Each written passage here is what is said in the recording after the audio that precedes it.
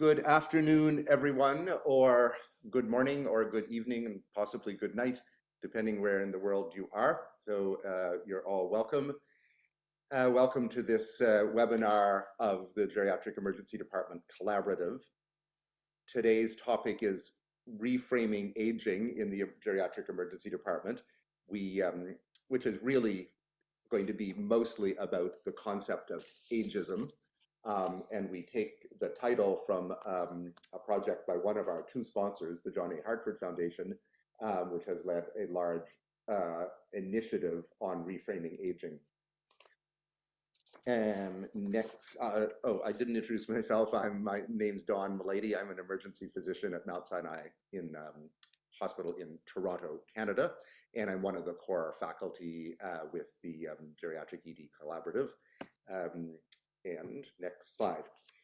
So today's webinar, as I said, is about ageism and its presence in the emergency department where we provide care to older patients, and also in larger society in which we all participate in as well.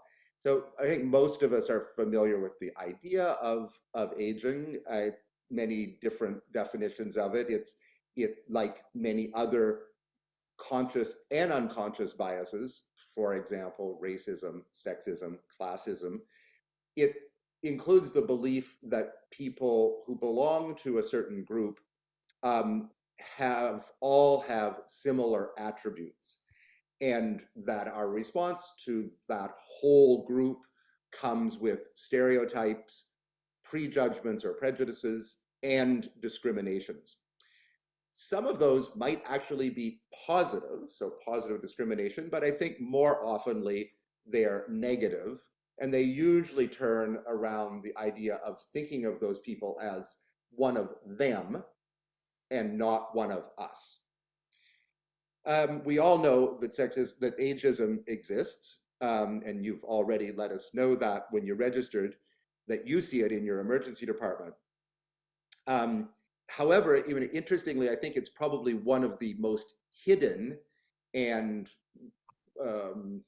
rarely acknowledged points of discrimination and prejudice within our society, and to the point where even older people who stand to lose because of it can be involved in it as well.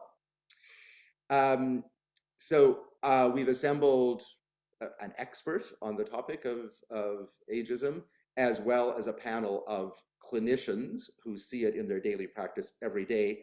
And I've asked them to talk about how ageism presents in the emergency department, but more importantly, to really highlight how we can address it and look for solutions and opportunities for improvement. Next slide. These are some themes that I pulled out of your answers. So about what you saw, and we had like 160 answers here, so there was a lot of them, but they did kind of group around this. So expectations and assumptions about what old should look like. Certainly dismissive language and behavior. And some of the quotes that you gave were truly cringe-making. Why is this nursing home patient here? Or he's 85, just go see him and give him a little pat on the head. And also not talking to your patient, who's the older patient, but instead talking to family members. An institutional lack of resources for older people is a form of institutional ageism or systemic ageism. There are some clinically relevant things. I'd be afraid to take a poll of how many emergency department clinicians can accurately distinguish between delirium and dementia. They all kind of get lumped in because they're all things that happen to old people. So, I mean, that's just bad clinical knowledge. But then also not recognizing age-related differences, and that's going to come up a number of times. I think the two bottom right topics are very important, but this is a question of equity, and there's a huge potential for quality of care inequity in ageism. And it also just doesn't address what matters most to these patients or any of our patients. The next slide. Just a reminder that we are the Geriatric Emergency Department Collaborative. You may be new to us.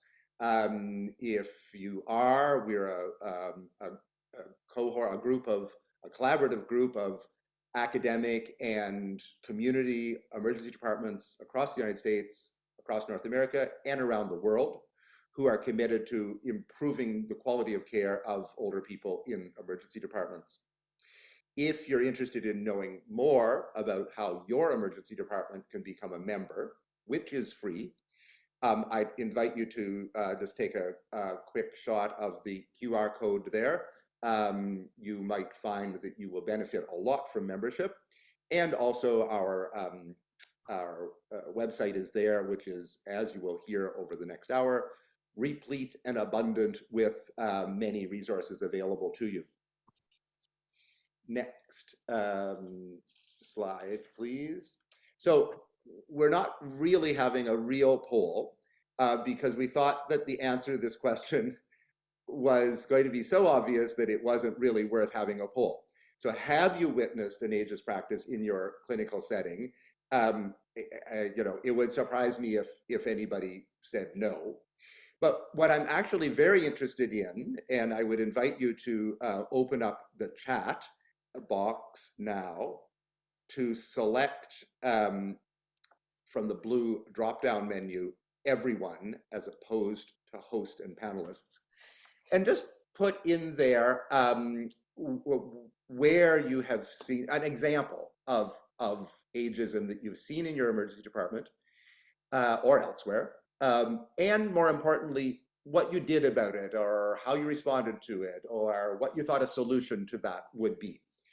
So I'll just give you a second, and while you're doing that, you could also say where you're calling from and what your role is there. While you're doing that, I'll just go on to the next slide, please. And I'll take this opportunity to introduce our expert panel for the day. We're going to be led off by Marcus Escobedo, who's a Vice President of Communications and a Senior Program Officer at the John A. Hartford Foundation. Many of you will know the John A. Hartford Foundation. For those of you who don't, it is one of the largest charitable foundations in the United States that focuses on and supports the improvement of healthcare for older Americans. It's been an important mover of policy and improved care for older adults for several decades now. Marcus significantly was also the program officer during the launch and the development of the Reframing Aging Initiative. So we thought he was the best person to introduce us to the concept of reframing aging. Nida Degesys is an emergency physician in San Francisco, and she's the medical director of the age-friendly emergency department at the University of California in San Francisco. Dyan Hagy is an ED social worker at the Cleveland Veterans Administration, and that's a site that has a large level 1 geriatric emergency department, so the highest level of accredited care. She spends most of her clinical life responding to the needs of older ED patients. And finally, Brittany Palladino is a nurse care manager in the emergency department with the Yale New Haven system, and her work also focuses almost exclusively on the care of older people. So I would just point out that this is a great group of resource-rich people. So if this would be your opportunity to ask a question of somebody who has a lot of experience looking after older people and writing policy about improving their care. So as we go along, we would urge you to put in questions into the chat. We'll try to get to them as we're going along.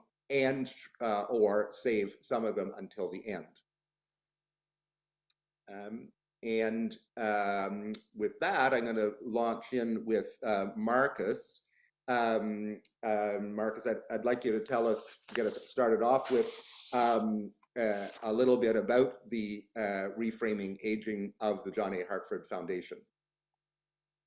Happy to, Don, and thank you, everyone, the panelists here and everyone in the audience. I have to say I am a big fan of all things geriatric emergency department. I was the program officer that helped launch the Geriatric Emergency Department Collaborative, as well as this Reframing Aging Initiative that we're about to start. I was eclectic program areas that I'm interested in, but thank you for everything you're doing to promote age-friendly care. To launch us off on this important conversation about ageism, let me get right to the Reframing Aging Initiative, which we think is a way that we can all help counter ageism in our EDs, in our hospitals, in our communities, and in our society. So with that, let me ask if the team can pull up a quick video that will give you a nice 2-minute overview of the Reframing Aging Initiative. I think it'll be a nice start for us.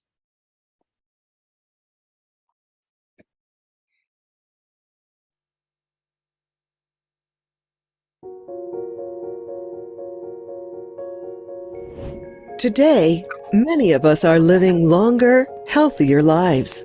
We're recognizing that aging is a natural part of living, and that later life is an important time for work, play, connection, and contribution. Many older people say they are happier now than ever before. So why is this still happening? We need digital natives, fresh faces. Aches and pains are normal at your age. Say no to aging. In so many ways, our incomplete understanding of aging perpetuates negative stereotypes of older people. It's so common that 8 out of 10 people age 50 and older say they've experienced ageism in their daily lives. But when we exclude older people, we all lose. It hurts the economy by limiting the participation of older workers. Ageism increases avoidable healthcare costs, harms mental and physical health, and increases disability. And it robs us of our sense of purpose and connection. In a just society, everyone can participate and contribute throughout their life. Everyone is appreciated for who they are. To fight back against the injustice of ageism, we need to tell the whole story about aging. Reframing Aging is a long-term social change endeavor designed to improve the public's understanding of aging and the many ways that older people contribute to our society. Reframing Aging says that words matter, and changing the way we talk can change attitudes about aging. Powered by research and proven strategies, Reframing Aging can help us change the culture and drive support for policies that help us live well at every stage of life. Start telling a more powerful story, not about them, but about all of us. Find resources and get started at reframingaging.org.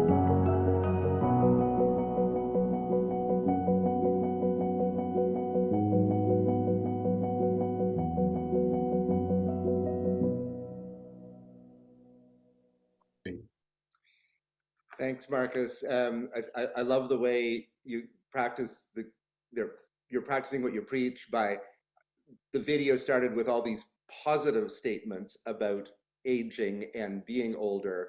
So you're obviously setting a good example. What else do you have to tell us about the Reframing Aging Initiative? Sure thing. Yes, that is one of the key recommendations, right, that came out of this work, which is almost a decade old now. But talking about not just what we default to in this country in particular when it comes to thinking about older adults and aging issues, which is very negative, which is associated with decline, which is associated with despair, but rather that's an incomplete story of aging. And so, as the video presented, yes, we need to also talk about the positive side of aging, and also not fall into some of the traps that can happen based on our own mindsets that we all have in this country, given our culture and our media. And so that's what reframing aging is all about. Let me make 3 quick points, Don, if I could, to set us up. One, you've defined ageism for us, right? Discrimination based on age. I want to note it can be interpersonal as well as institutional, which you mentioned. So our systems, our EDs, can have ageist practices and policies, and it can be self-directed as well. And I think you're going to hear from our panelists today. A lot of what we're going to be recommending to you is to look internally at yourself and your own possibly ageist attitudes and behaviors, because it is real.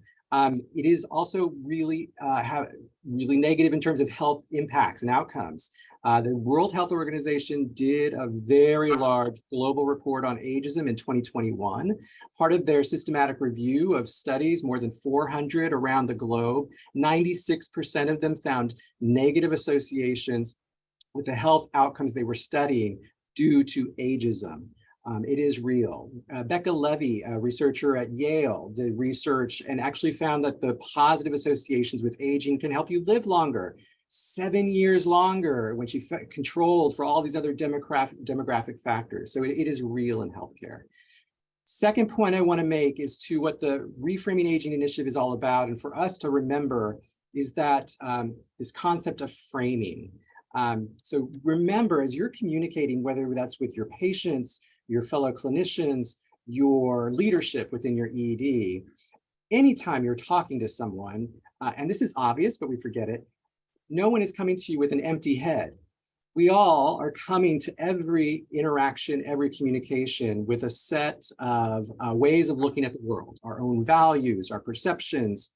We have certain ways of framing issues, and it triggers certain ways of thinking about issues. So let me give you an example. So if you were asked a question about whether you think it's okay for a hate group to hold a political rally, if you started that question with, given the importance of free speech, would you be in favor of a hate group holding a political rally? You're going to get a very different response than if you framed that question around, given the risk of violence, do you think this hate group should have a political rally? How you frame the question can provoke very different responses within the same person. So that's what this initiative is about. And about 10 years ago, a group of now actually it's grown to 10 national aging organizations came together. They recognized how prevalent and how negative ageism is to all of their work trying to improve the lives of older adults. They recognize this issue that people come with their own mindsets and certain ways of looking at the world. They partnered with a group called the Frameworks Institute. They're experts in framing. There are a bunch of cognitive scientists, linguists, social scientists who understand how our brains work in terms of communication and these mindsets that we all come with. And they laid out a set of foundational research to help us understand those ageist and negative views that the public has here in the United States. And really importantly, they tested ways to provoke a more productive response when you're communicating by using some recommendations that we'll get to in a minute. So I want to note that the home of this Reframing Aging Initiative, now almost 10 years, is at the Gerontological Society of America. They're awesome, they're terrific, get to know them, largest interprofessional group of aging expert folks. And they house the National Center to Reframe Aging. And so what they do is provide training, they provide resources like that video you just saw. And they have ways to help all of you in the field counter ageism based on this research that the Frameworks Institute conducted. So let me stop there, Don, as sort of the intro to the Reframing Aging Initiative. Sure. One of the things that I found very valuable, including around language, was the 3 Fs, the fatalism, fantastic examples, and false starts, which, I do a lot of presentations around the world talking about older people. I read a lot of articles, academic and other articles about older people, and all of these resonated with my experience of going to presentations. Can you tell us a little bit more about the 3 Fs? I'm happy to. Yes, now we get into some of these recommendations that came out of this research that was done by the Frameworks Institute as part of the Reframing Aging Initiative. And I'll say, and Connor can chat in, there's a quick start guide that will give you an overview of the initiative and some of these quick tips. There's a communications best practices guide that you will find. And there are these videos like the one we just showed and another one which references these 3 Fs, the fatalism, fantastic examples, and false starts. So what do we mean by that? So fatalism, the Frameworks Institute conducted their research and realized that when people talk about aging, we knew they have negative perceptions, negative biases against aging and getting older.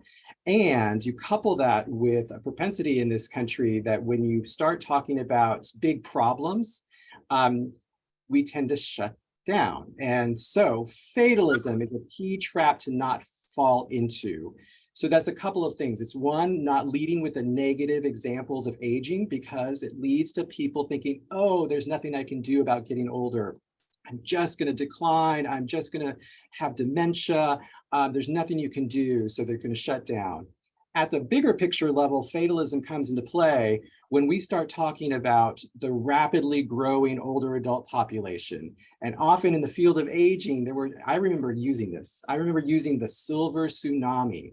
We are going to have this wave of older adults that are going to crash over us as a society, or in our ED, our community's older adult population is growing so rapidly. So the silver tsunami is going to come. What do you do with a silver tsunami? You run from it. There's nothing you can do. I mean, it triggers fatalism immediately because I can't stop it. So fatalism. So try to avoid the crisis language and try to avoid leading with the negatives of aging. Fantastic examples is one that's easy to fall into, and it doesn't sound like a trap necessarily, but it's about talking about the super agers, the super seniors. This happens in the media all the time. You'll see the 85-year-old marathon runner, the 92-year-old jumping out of an airplane, or we in our ED will look at and talk about the older adult who's doing really well.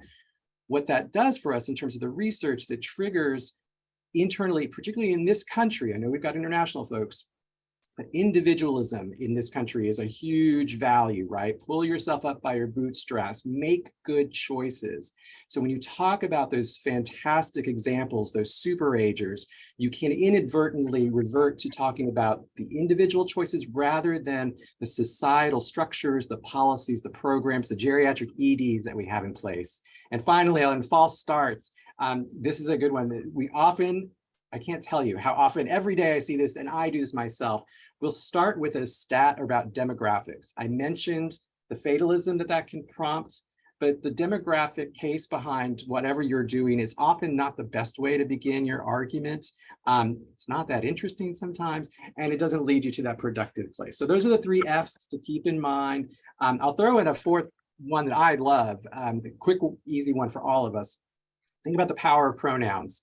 Switching from those older adults over there, as you said, Don, to all of us are aging. This is about you and me. This is about us together. Use we as often as you can.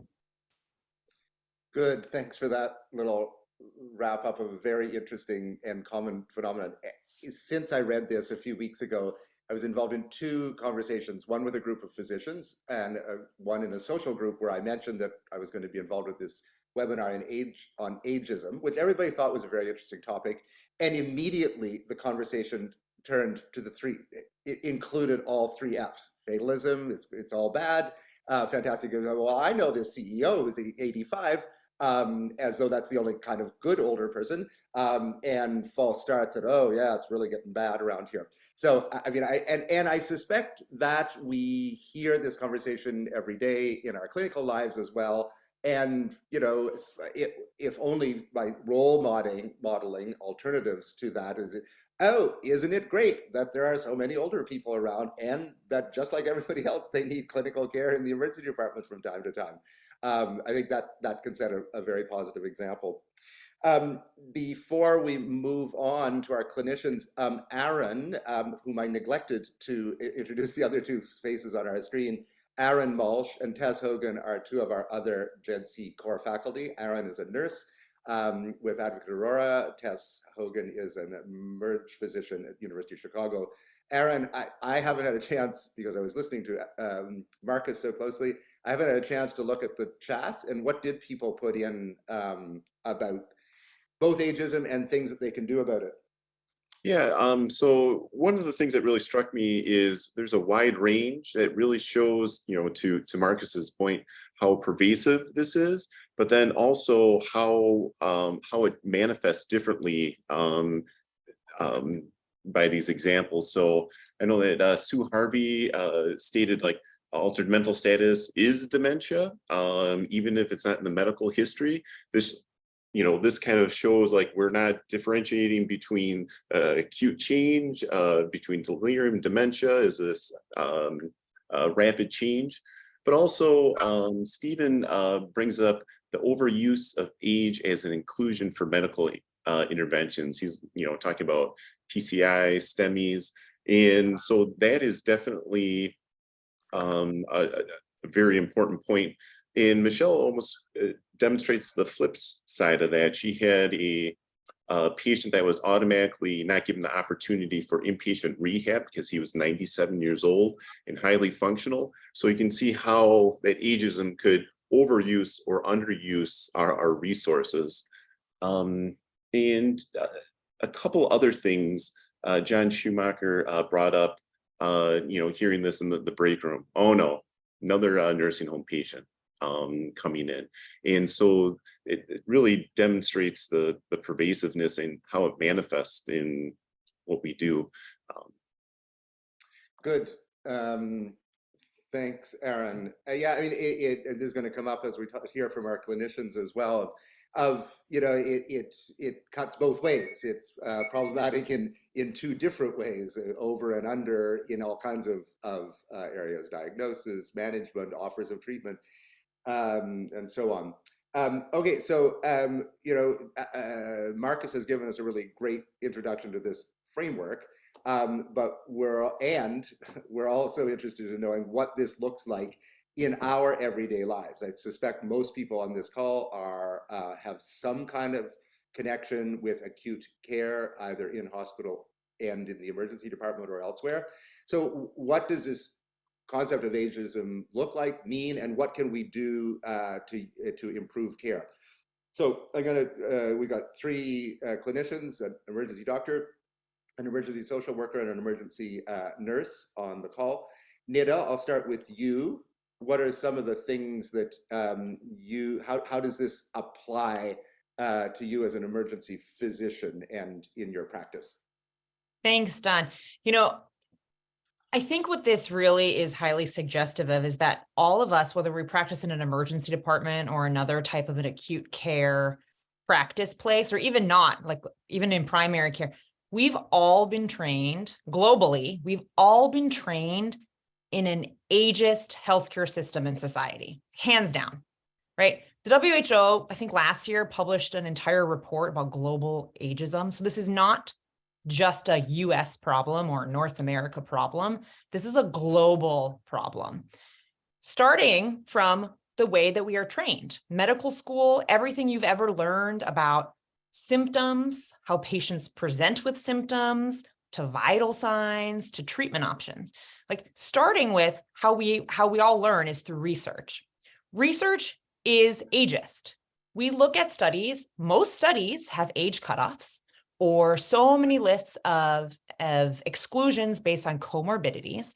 So older adults are often not included in any of the research, even if the research is targeted towards things like Alzheimer's. Just take COVID. Let's take COVID, for example, because this is very recent. This is happening right now.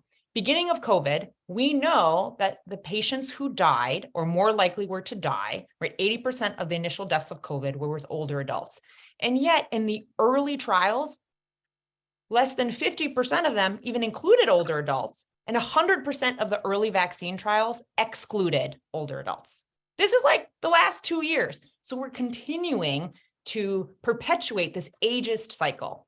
So then I think from an emergency department standpoint, we are totally biased from before the patient even enters the door, right? They hit the door, they get their vital signs. We have been trained that heart rate over 100 is tachycardia. Blood pressure less than 110 is considered hypotension.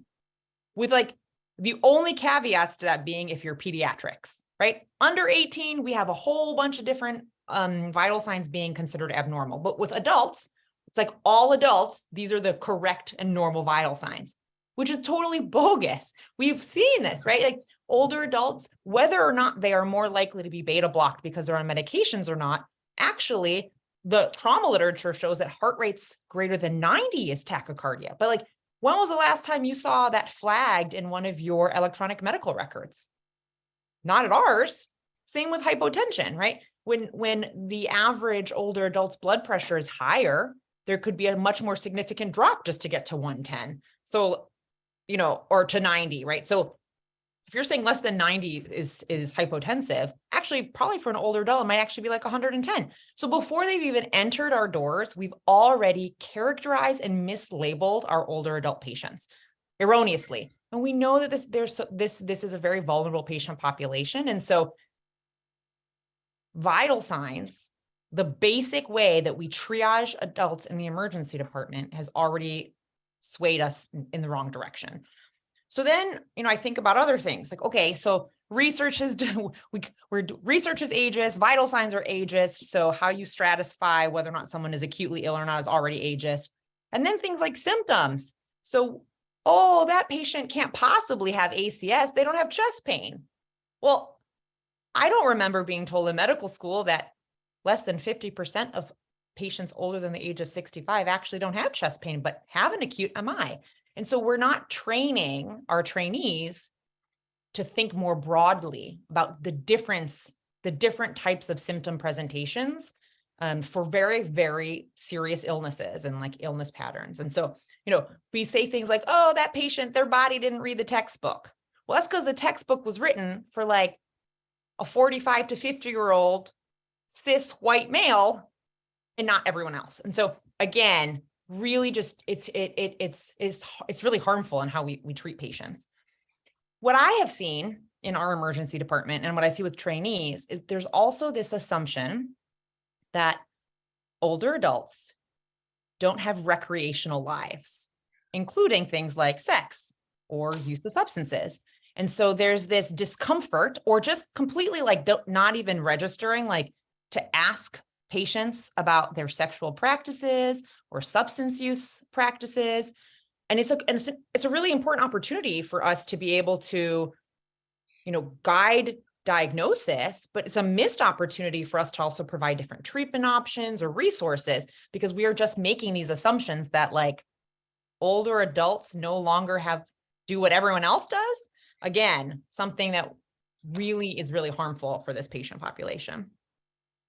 And then I think about what have I actually done? I mean, I am not immune to this. Just because I work in an age-friendly emergency department and I really try very hard personally to check my own biases, but we all have them, right? We have a lot of unconscious biases.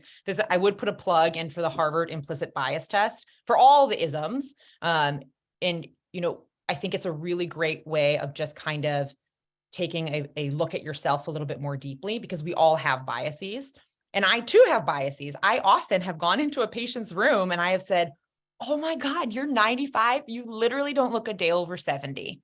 And that's really rude of me. And I recognize this now, but even things like that I see happen all the time. Or talking to caregivers as if they are the only person in the room. So yeah, we want to acknowledge caregivers. That's really important. Caregivers serve a critical function for older adults, but we need to not ignore the patient. Oftentimes patients, I mean, just because they have a caregiver doesn't mean that they are cognitively impaired, that they don't make decisions for themselves. Oftentimes I have seen residents of a patient's hard of hearing, they just like don't even try. They're like, let's just talk to the daughter who's at bedside or the son who's at bedside. Like the patient is sitting right here, get a pocket talker, like ask the patient what's going on, not some surrogate. So really keeping the patient at the center of this, I think is also really, really key. And I think something that came up in the chat that is often something that happens in the emergency department, these end of life conversations. And I actually believe very strongly that end of life conversations should be had in every single environment, right? Whether it's the emergency department in their primary care offices. But I think that sometimes we have two extremes. We have those who see that a patient is like DNR, DNI, and is like, oh, well, we don't really have to deal with any of these things because they're DNR, DNI. Like not not really recognizing that just because someone's DNI doesn't mean that they no longer have decision-making capacity. It doesn't mean that they don't want comfort treatments. It doesn't mean they want to be ignored in the hallway, or that the rest of what their life is devalued, which I think happens quite frequently. Or, on the flip side, right, is oh, I feel like we're doing so much for this patient who's full code. Like, oh, I can't believe this 82-year-old's full code, and a big eye roll, which is also very devaluing. Patients have, have the rights to make whatever their own decisions are, right? That is not on me. That is not on the resident, right? We should not be putting our beliefs on somebody else. I think it's our job to explain what happens in the end of life so that we can give patients all the information so that they can feel empowered to make their own autonomous decisions. But once that decision is made, I think we jump very, very quickly to putting our own feelings on a patient and what they want, and say, oh, they couldn't possibly understand that what happens, and that's why they're full code. That's ridiculous. But I see that very, very frequently. So those are just some thoughts that I have as an emergency physician that I see very regularly, and that unfortunately I too have done myself. Thanks a lot, Nida. Yes, no one's perfect, not even you. Always, it's not that no one's perfect, Don. We're all learning, right? And I think part of this is constantly checking our biases. And before we enter a patient's room, is think like, if this was my mother, my father, my sister, my brother, my partner, how do I want this person to be treated? And always come from that perspective. Great comments. I'm just going to, Tess, you're the other physician on the screen. Anything to add to that from a medical point of view? Well, so the whole systemic ageism issue, there were many comments about how we do not know the typical signs and symptoms of whatever illness it is when you're in your 70s versus 80s versus 90s, because we all learn the symptoms when you're 40.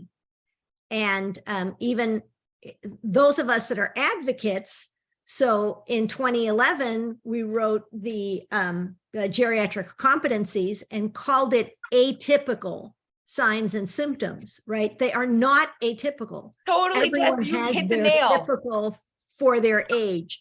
So we fall into that trap even when we are advocating for these patients. So rather than call it atypical, we need to say, in your 70s with your myocardial infarction, this is how you will present, and then teach it so people don't have to hunt for atypical, but it's as overt and obvious as it is for younger folk. Good, thanks a lot. So I'll move on to Dyan. You're our social worker. Most of your practice involves seeing older people and working in a general emergency department, but seeing mostly older people. So what are some of the things that you see about reframing aging that's relevant in your practice? Absolutely. So I think, certainly at the VA, again, we have a level 1 accredited geriatric emergency room.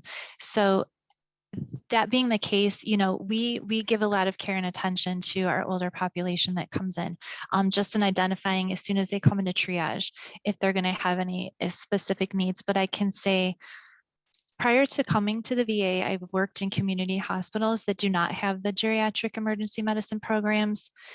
And in starting here, I did a lot of self-reflection to see, wow, this is so profound and this is making such an impact. And why aren't we doing this elsewhere? This is such an opportunity because we see people, sometimes we're the only ones that are seeing patients. Sometimes they're not leaving the home for primary care appointments. The emergency room in a critical crisis, medical emergency is the only time they're stepping out of the house. So why aren't we embracing these opportunities? So fast forward to my time here and having access to these incredible screens that we do and the resources that we have and that we can provide and offer to our veterans, as soon as they come into the door, and really do it. This opportunity here with this presentation has really challenged me into the language that I use, and that we do even in our best efforts that we do here at the VA. what we can do to use a different type of language that is more supportive of that older patient and not kind of doing so much to categorize them, but really creating a way to offer more independence and show them in a positive way, this is why we're doing what we're doing. We're not identifying you as a category or an age group, but, you know, I mean, we are in a sense, but how are we doing that in the most supporting, you know, supportive way that we possibly can? And I think, you know, another thing that we do so well here is that we offer this education and competencies to staff as well. In all nurses that are coming into the emergency room are getting competency training related to dementia, even having a dementia sim center that's available for staff and for all new hires. Also to be able to have the training in shadow with us. They actually get to spend that time with us to see why we're doing what we're doing. So they don't see us as kind of a, you know, in the way while, hey, we're the nurse at the bedside trying to, you know, provide the care and you want to ask our patient all these questions, or they have to get to CAT scan, but you're in the room. And, you know, we're here to enhance that experience for them. We're not here to slow down anything. So I think just in finding those ways to be able to do that because it is such an incredible opportunity. What are some of the ways that you listed some, but in your daily practice, what are some of the ways you do advocate and or role model behavior for your colleagues? Absolutely. So again, in language, but advocating for the patient with the physicians, because again, despite our best efforts, and we do best practice, but despite that, you know, sometimes you are just so focused on the medical need that you remove the patient or the person from all of that. You're looking at the disease and you forget. So reminding them that this is a geriatric, sorry, this is an older patient. And again, you know, with my own language that I have to kind of look at, but reminding them of why the person is here, reminding them of what the person wants. So sometimes they may not feel they can have the voice, but listening to them. And there are a lot of assumptions that are made. If someone comes in and maybe they're weak or they might need some extra support, it's like, oh, we're just going to admit them and place them. We're going to get them admitted for placement. But no, that's not what this patient wants. That's not what their family wants. Their family is saying that they can take care of them. So what can we do to give them the support that they need, the resources, the education, and let them make those efforts first. And certainly if they fail and repeatedly come back in, then we start having those other conversations. So a lot of times it's really advocating about what that patient is wanting at that time, because we ask that. We're asking that what matters most to them. And we need it to be intentional and have a purpose.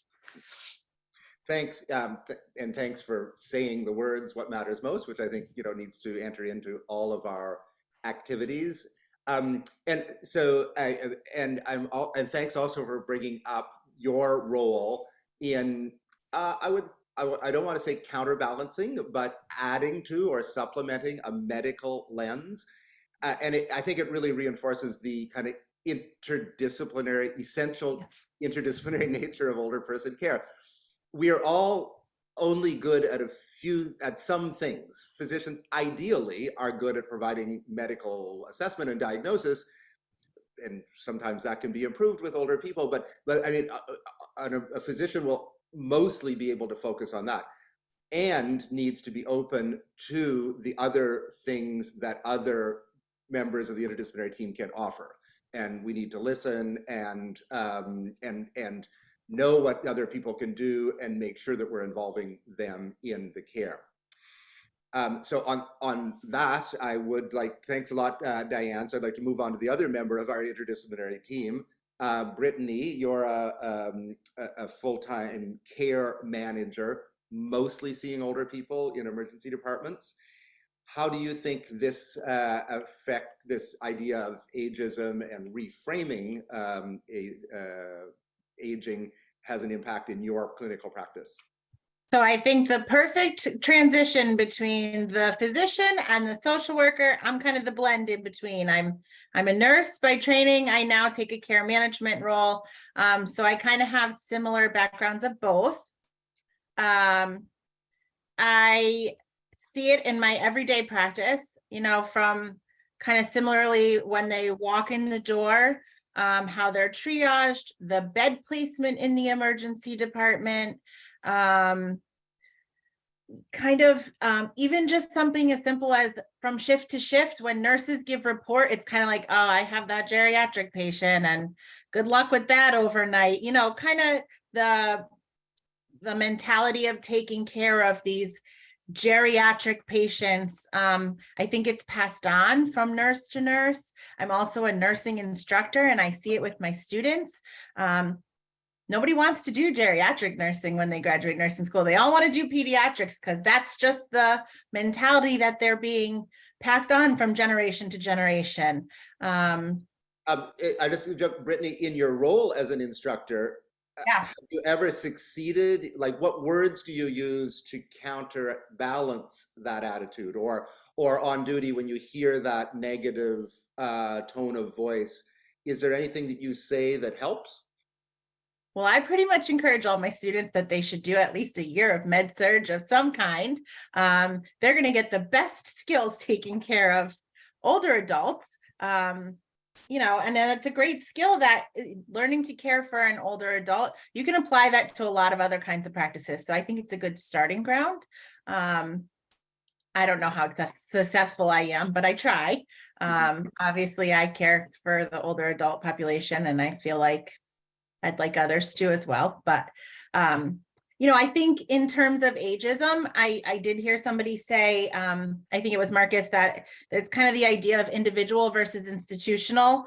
And I think they kind of go hand in hand. I think I am similar to Nida. I am definitely guilty of using, of having ageism in my practice. You know, I said to Don in our meeting, I said, I've now caught myself since I started thinking about this. And I walked into a patient's room and I said, hi, dear. And I said, oh man, I can't say hi, dear. That's, you know, that's kind of degrading to, you know, just being aware and having more education on an individual level and then sharing that with your institution, I think is the best thing that we can do to combat ageism.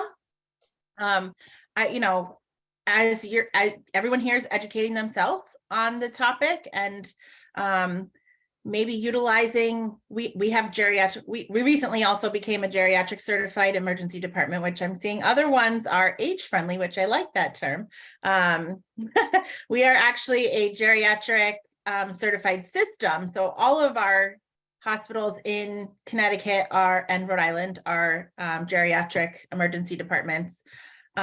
We have geriatric nurse practitioners. I myself am a geriatric champion in the emergency department. So on top of my nurse care management role, I take part in education. So I can take all this information back to my other nurses in the emergency department and provide that education on being aware of the ageism that happens in the emergency department.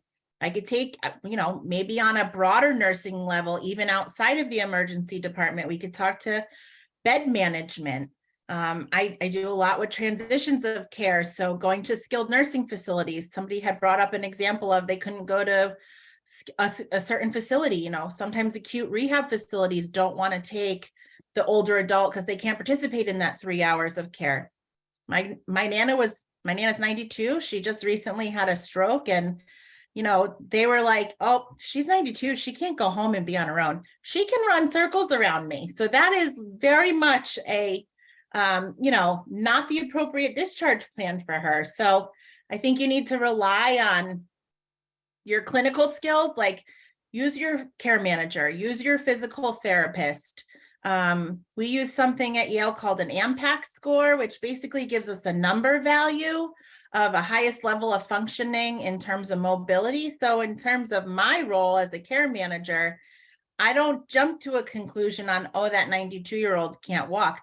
I use the number that the physical therapist generates to figure out what the appropriate disposition is for them to discharge to. Maybe home with physical therapy, which we all know is always a better option, is going to be that better plan than going to a skilled nursing facility. I think some of that nihilism or negative clinical thinking grows out of institutional ageism that, and Diana's brought it up, of like us not knowing what is available, or working in institutions where nothing is available, and where you may well know that the only way this person is going to get access to what they need is by admitting to the hospital. So I mean, another reason for us all to be working to improve resources available. Utilize interdisciplinary teams. Everybody brings a really important role. Yeah. So Brittany, you also we talked about ways that you as a nurse clinician, care manager, can help the team limit unnecessary or unhelpful investigations and workup. What are some of the things that you do in that regard? So like the other day in the emergency department, we're a teaching hospital. So an attending came in and said, my resident just ordered the $7 million workup. And I asked him why. And he just said, well, the patient was old. So that was the only reason, clinically, it was not an appropriate workup. They ordered all these thousands of tests that didn't need to happen. And my role as a care manager is to try to prevent admission, try to reduce length of stay, excess costs. So even if it's something as simple as you're a nurse in the emergency department and they've ordered a test that maybe you're like, I don't understand, maybe go to a care manager and say, or the physician themselves and say, is this really clinically appropriate? Could you walk me through maybe why we're doing this? Or, speaking up, advocating for your patient, questioning why things are happening, utilizing your resources, a care manager, a physical therapist, a social worker. We have a lot of the whole social admission. I saw on the first screen, there's a lot of social admission, failure to thrive just because they're older. They're not, I would say 9 times out of 10, they're not really failure to thrive. It's, oh, they can't get their food, or they, ran out of their medications. It's not necessarily a failure to thrive. Sometimes it is, but I think nurses in the emergency department don't always have the time to sort that out. They're kind of saving life-threatening situations, utilizing the people who are there. Me as a care manager, I'm not taking care of people who are actively dying or, limbs falling off. I can take a step back and maybe spend a little more time. So utilize those resources. Same with physical therapy. It's sometimes hard for nurses to walk patients in the emergency department. See if a physical therapist or a physical therapy aide may be able to do that and really come up with the appropriate plan. Admission's not always the plan. Assuming someone's not safe at home is not always the answer. Thanks, Brittany. Yeah, and on that term, failure to thrive, if you're going to use it, then use it in a clinically relevant way, that failure to thrive is a symptom. And in clinical medicine and nursing, you take symptoms, chest pain, shortness of breath, to explore why the person is short of breath or having chest pain. We don't just say failure to thrive, just say the symptom and then move on. So the clinicians need to be focused on identifying the reason for the fall, the reason for the failure to thrive, et cetera. So there's a call out to Pam Martin, who unfortunately is not on the screen, about some kind of icebreaker or training that you do. Pam, if you're still on, can you pop in an answer to that? And Aaron, I'm just wondering if you have any other questions as we're moving into the last 5 or 6 minutes of the webinar.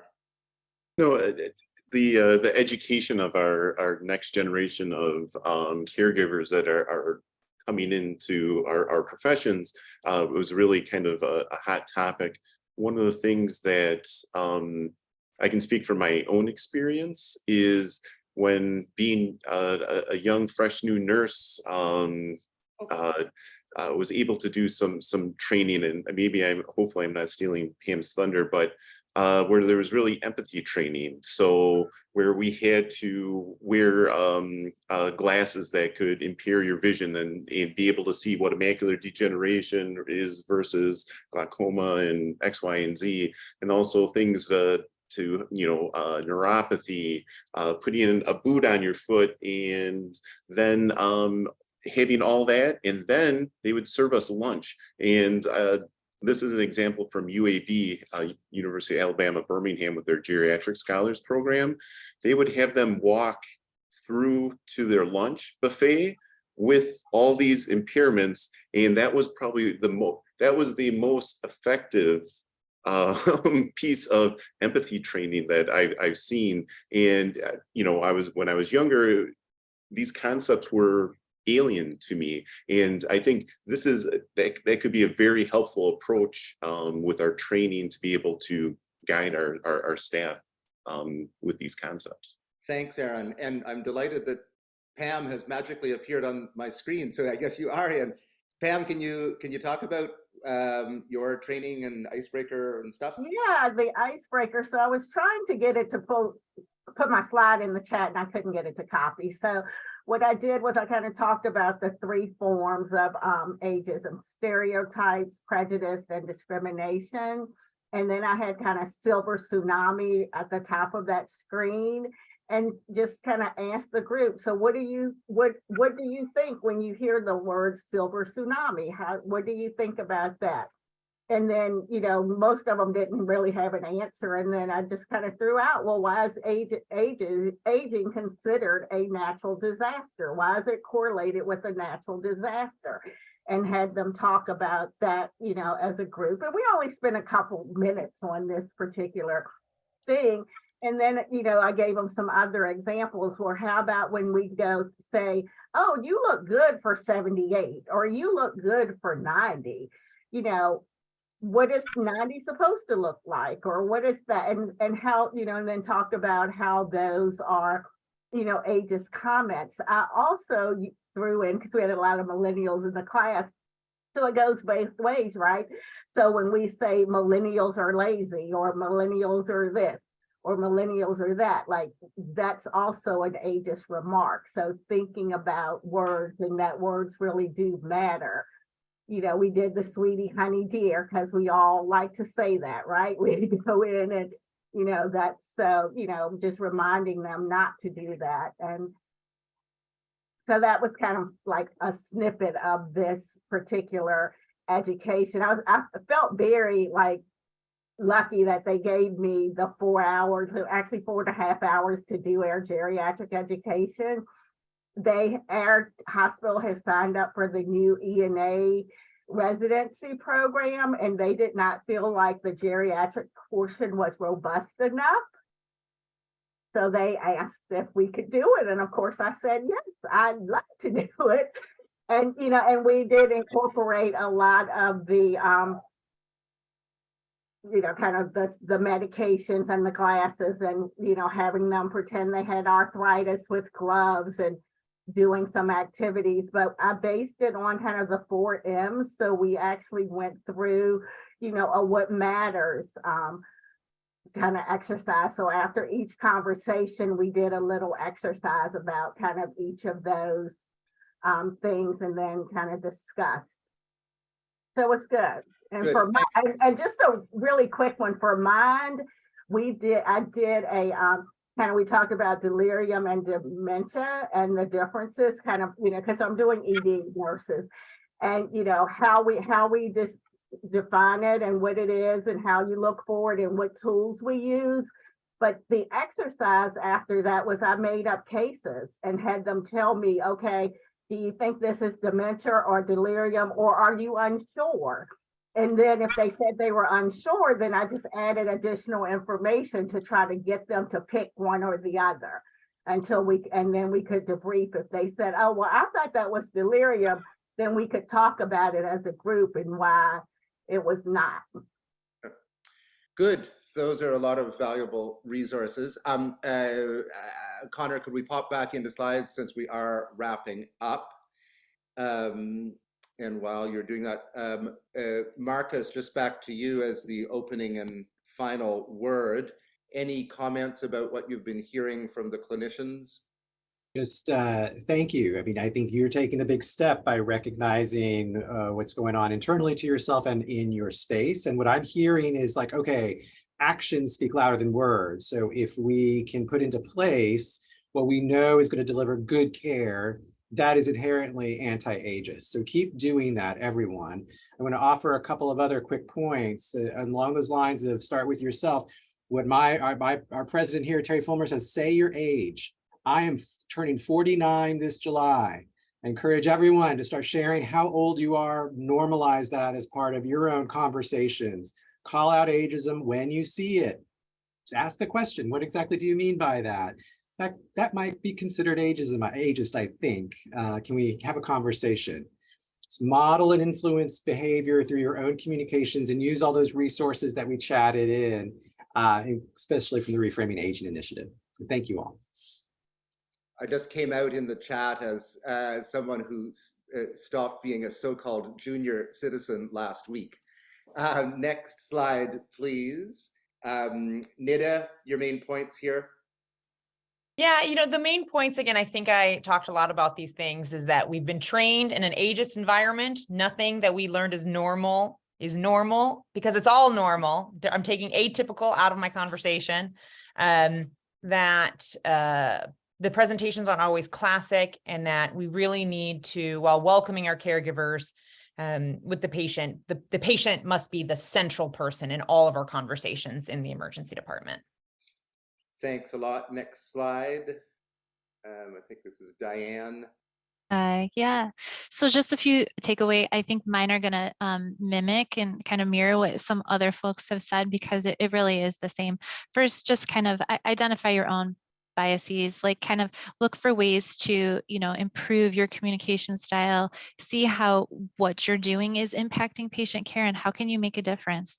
And then making changes, I think, in advocacy kind of go hand in hand. But even if you are a small agency, you don't have the resources, it doesn't matter. You can find small ways, do some research, educate yourself, join community collaboratives that are out there, because there are so many that do at both a local, community, and national level, and be able to kind of show why this matters, show why this work is so very important. Thank you. Good. And finally, Brittany. So kind of just a recap, use your resources. Care managers are all about utilizing what's available and navigating difficult situations and using your resources. Maybe using your care manager, using your physical therapist, using community resources. I know for around us, we have Agency on Aging. They're a wonderful resource. Educating yourself, you educate yourself as an individual, your institution's going to benefit from it, and hopefully the people around you could educate them as well. And then just really advocate for your patient. I think in the emergency department, it's tough sometimes to take a moment and actually hear what their needs are and what is actually happening. So sometimes taking a moment will save you a moment on the other end. So just making sure that you're hearing what they're saying and advocating for what you think is right. Good, thanks a lot, Brittany. I love that duality, that the final point was the same for both Dyan, the social worker advocating for change in the system, and for Brittany, the nurse advocating specifically for the patient in the moment. Next slide, we are at time, so I'm just gonna briefly breeze through this. Please come back to these slides for the webinar, because we've listed a lot of valuable resources here. Notably the one on the right, which just appeared today. It's a blog on the website. It just appeared today from my colleagues here at Sunnybrook in Toronto. And I'd urge you to take a moment to scan that QR code, which is a fantastic guide to person-centered language in documentation and communication produced by the Regional Geriatric Program of Toronto. Next slide. We've had our questions and answers. Next slide.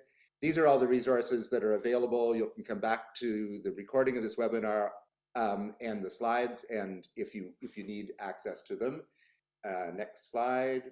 We will be having another webinar in mid-August when we'll be heading to the country to think about geriatric ED care in rural and remote communities. If any of you work in a smaller setting, please let me know, and I'm interested to know what you're doing well. Next slide. Next slide, we've done that one. Finally, thanks as always to the John A. Hartford Foundation, which was so well represented by Marcus today. I think it gives an idea of the fantastic work that they are doing, including supporting the Geriatric ED Collaborative, and equally to West Health Institute, who have been our supporters for years. So sorry to take you a little bit over time. We'll thank you so much to the panelists who were on with us, truly called expert panelists. Thanks to all the folks behind the scenes at the GEDC. Thanks to my co-hosts, Tess and Aaron. And we'll see you all again in a few months.